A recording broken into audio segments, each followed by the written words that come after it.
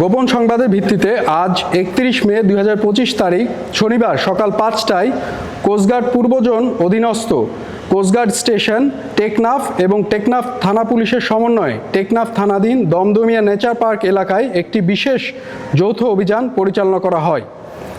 অভিযান পরিচালনাকালীন নেচার পার্কের ভিতরে একটি পুকুরে ঘণ্টাব্যাপী তল্লাশি চালিয়ে অভিনব কায়দায় ডুবন্ত অবস্থায় একটি বস্তা শনাক্ত করা হয়।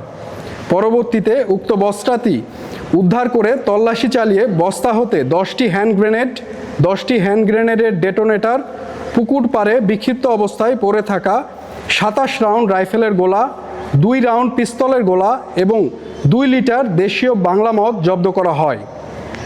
অভিযান চলাকালীন যৌথ বাহিনীর উপস্থিতি টের পেয়ে বিস্ফোরক পাচারকারীরা পালিয়ে যাওয়ায় কাউকে আটক করা সম্ভব হয়নি।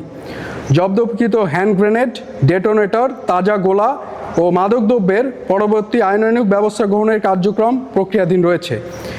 দেশের আইনশৃঙ্খলা পরিস্থিতি স্থিতিশীল রাখতে বাংলাদেশ কোস্ট গার্ড 24 ঘন্টা টহল জারি রেখেছে।